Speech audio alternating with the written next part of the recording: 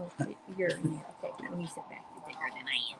Well, welcome to the 7 o'clock talk. And tonight we have Libby, who has been laying down the whole time and just being chill. And then as soon as the camera comes on, she gets right in it. Anyway, over the last couple of weeks, we have been designing a diabetes program. We're bringing in other practitioners and other types of providers, and we're getting that ready. And one of the things we've decided to do was test, yes, a constant glucose monitor that we'll be able to use with our participants who want to be in the diabetes program. And right off the bat, it's been really cool. And this is Jessica's experience with a CGM. So I will let her talk about the CGM and I'll ask some questions. And if you guys have any questions, post them in the sidebar and we'll get them answered. But just to start off, which one are you using? This is a Libre 3, and this has just happened to be the one that we found that was in a good price point, right? Yes.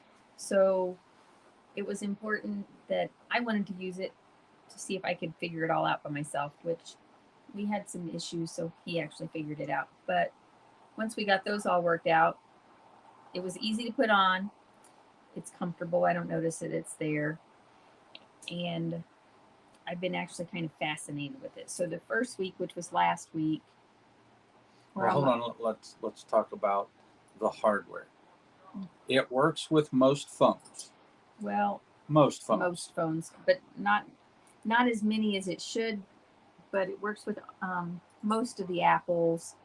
Does not work with Motorola, and it works with most Google phones and a lot of Samsungs.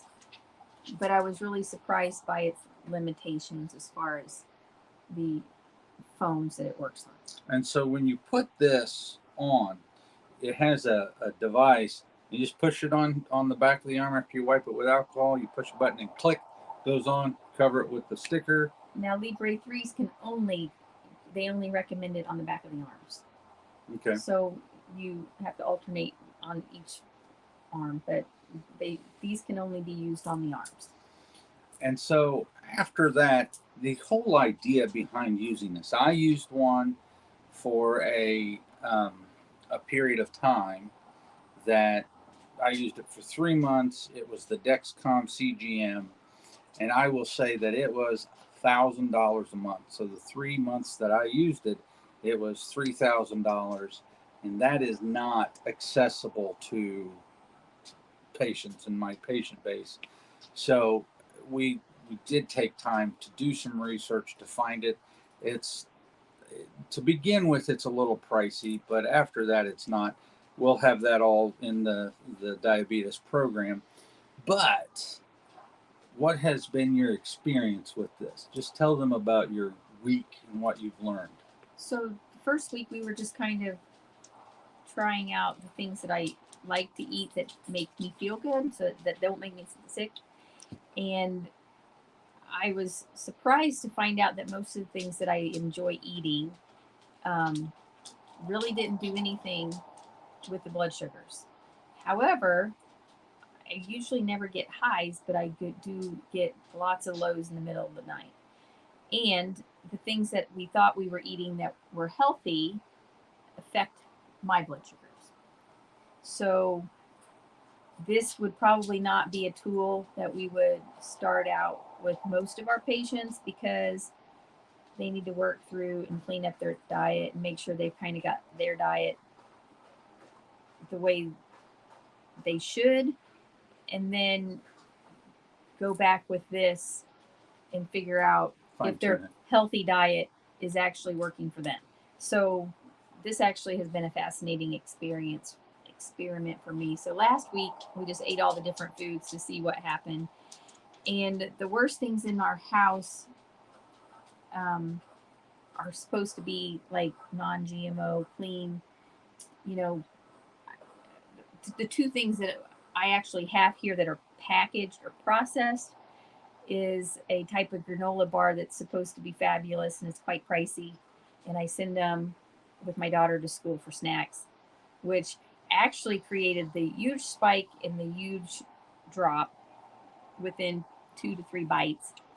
That was one. And then two was a tortilla chip, which are supposed to be super clean, non GMO, 2 ingredients, 3 if you can consider water. And that actually made my blood sugar, it didn't spike it, but it went up way more than I thought it would. However, I had a lot of fun last week because I like coffee, but here lately coffee just doesn't taste good. So I went and tried all the coffees of the big chains, none of which I drank much of because I did not like the flavors. However, the biggest chain that everybody enjoys actually scared me so badly that I didn't drink it past the third sip. Let's put this into, she drank less than 1 ounce, less than a shot. Probably drank that much of my cup, if that. And it went from 82 to almost 170, 160, like 5 to 8.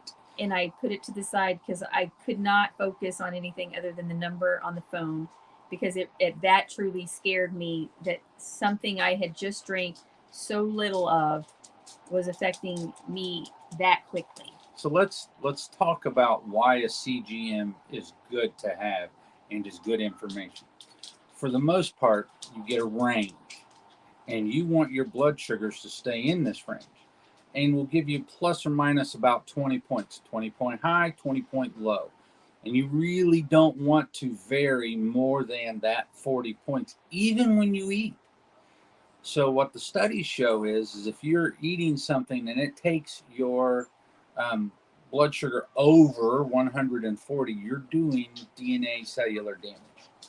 So you definitely want things to stay below 140, but you generally want to keep them in a 40-point range. So if you think a high of fasting blood sugar is 80, you really don't want your blood sugar to go much over 105 to 10, even when you eat. And you really don't want it to go from 80 down to in the 60s. Generally, they say fasting blood sugar should be between 75 and 85 ideally. And what we saw, we'll come back to the coffee in a second. What was the first thing we saw with you? And the first thing that we started to tweak? The low blood sugars at night. That alarm. Oh my God. 50, around 50 all night. Yeah. Which, so tell them why that's, so for me, I eat a pretty good diet. I mean, I do eat treats, but like for the most part, I don't overeat at all. I eat until I'm full and I'm done. I don't eat junk.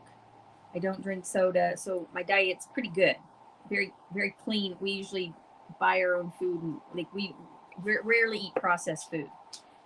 But it looks like at nighttime I bottomed out. My insulin would go up, or the cortisol response would go up. So essentially, it's like I'm eating junk food all night long while I'm sleeping. So that was kind of like, well, how's that happening? So then we started tweaking it and playing with food at nighttime. And so I ate protein, just protein one night, and then I made it most of the night before it alarmed. And then I started eating a little protein with carb. And then I got all through the night without alarming. And then I don't remember what. It's best if I ate carbs and protein together. But I have a hard time eating my dinner and then eating again right before I go to bed. So I saved my dinner and ate it right before I go to bed. But then that ruins my sleep. So we're still tweaking it. But I don't know that I did not alarm last night. No, her low was in the 70s.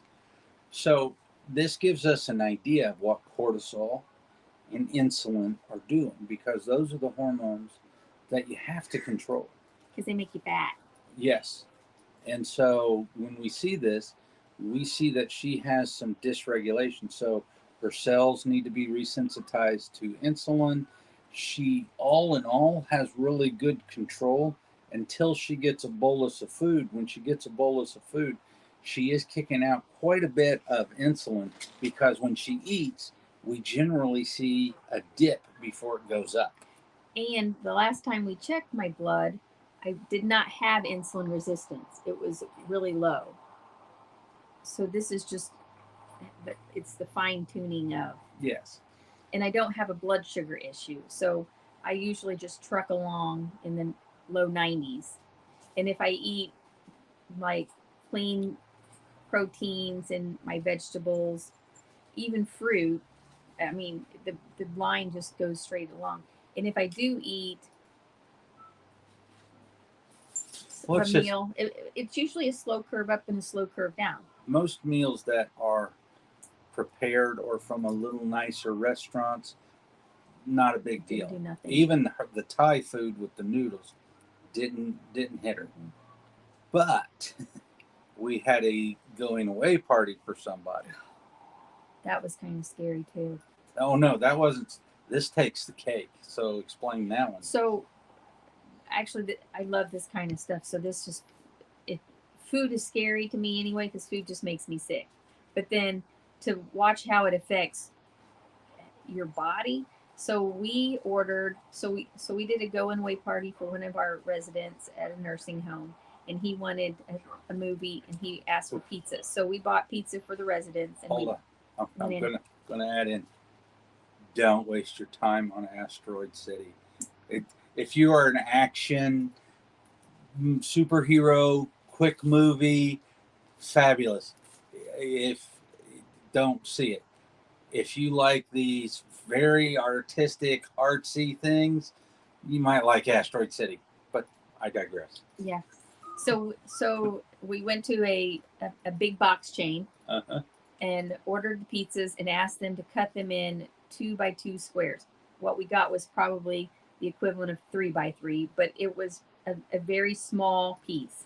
So I got vegetables, and then I got meats, and then so I had those 2 pieces. I was full for myself after the first, but I nibbled on the second one to just have fun with the residents. And we watched my glucose go up, up, up, up.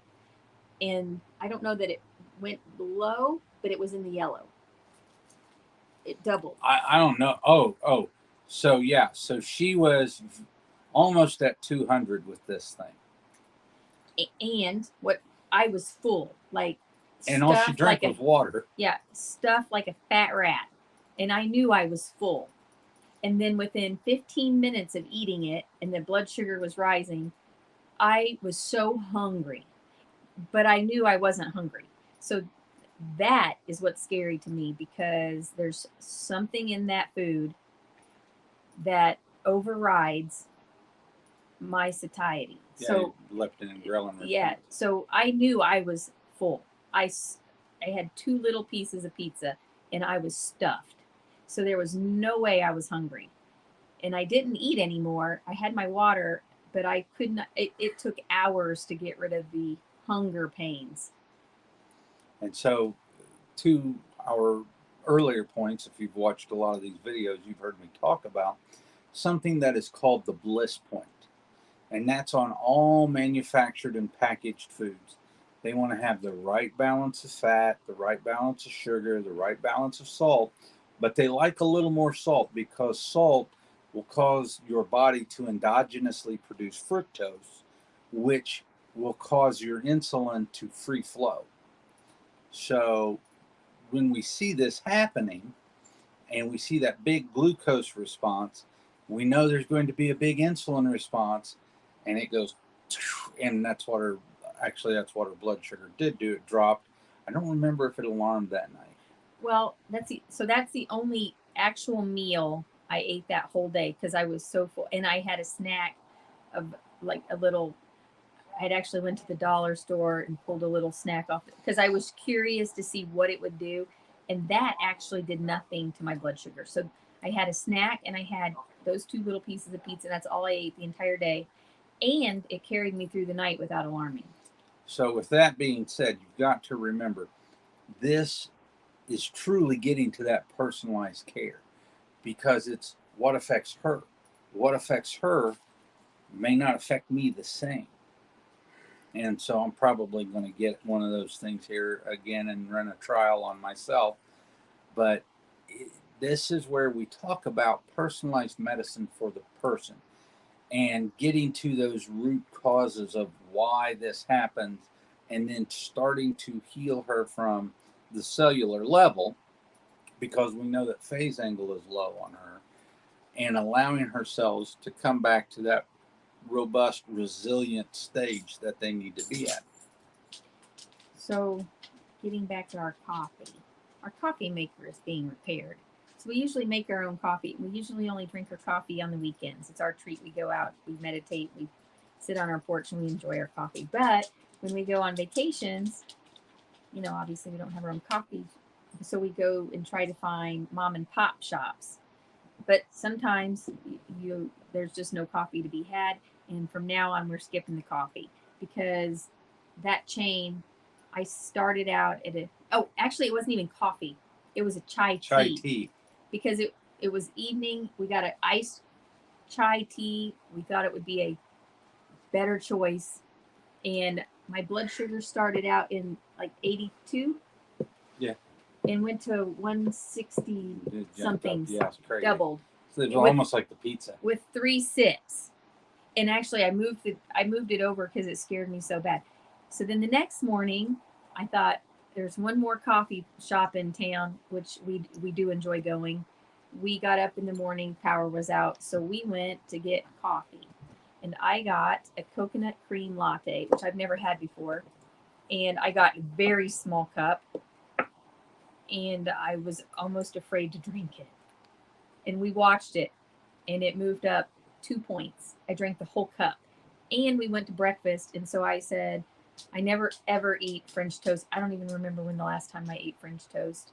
I don't know where I seen it. I'm like, I'm going to try that. So I had a piece of French toast, 2 sausage links, a bite of eggs, and I nibbled on a piece of bacon.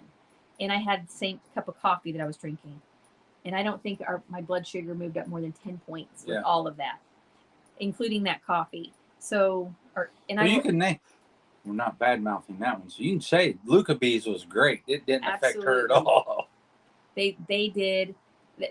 So they make. I'm going to assume they make all of their coffee in house. I don't know how they make it. However, I did not get anything sugar free because I think that's even worse than sugar. But it was just their cup of coconut cream latte, hot. It was a small. It didn't move my blood sugars up more than 2 points. And I enjoyed that cup of coffee for probably 20 minutes before we went to breakfast. And then my blood sugars went slow up and they never went down. They just came right back to the baseline and moved on. And I was absolutely floored. However, I have one other thing. Anybody that knows me knows I love my stones, crystals and stones. I love the way they make me feel. So power was out. So we drove up to Jeffersonville, Clarksville area, and we went to a lovely place. We were actually just looking for treasures, and somebody thought I knew what Happy's was, so I'm going to give a little plug to Happy's. So if you're in the Jeffersonville area, you should go to Happy's Meditation. So I like my beads. And she's like, oh, you go to Happy's. And I said, no, but I think I need to find Happy's. So we went on over to Happy's, and I was not feeling well in the car because if I have a sudden up or down change, I get nauseous. I don't get hot, sweaty, or anything. And shaky. And my blood sugars are in normal range, but I was not feeling well. But we went into Happy's, and the environment was just really calming, soothing. But rocks and crystals, they vibrate differently. I like high vibrating stones, but my blood sugars evened out. Yeah, they went straight, and they actually came down and just stayed there at a beautiful level. So yeah, they were higher because the French toast and that didn't spike you, but you were high, and then when you got in there, it literally dropped almost 20 points, and then it stayed flat. And I felt good. Like the stones just make you feel good. So we just that was just something interesting that I didn't even think about it. But he just came over with the phone and was like, "Hey, look at this." and you could see the curve just go down. And we stayed there probably an hour. It was Oh no, we stayed there. You meandered that store for like an hour and 45 minutes. I had to touch them all. And well, I was looking for new ones, and I had to touch them all. But if you've never been to a metaphysical store, is that what they call that? Yeah.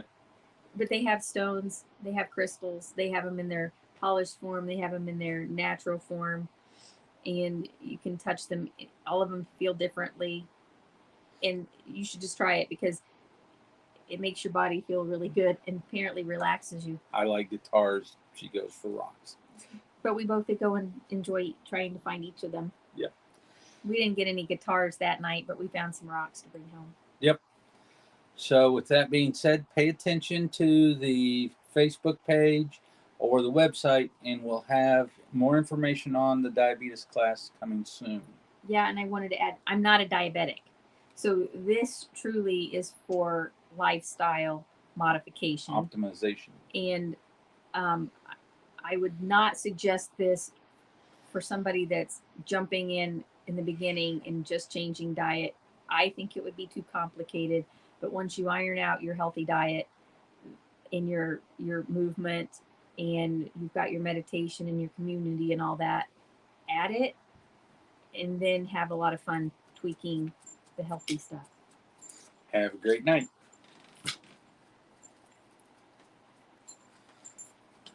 Actually,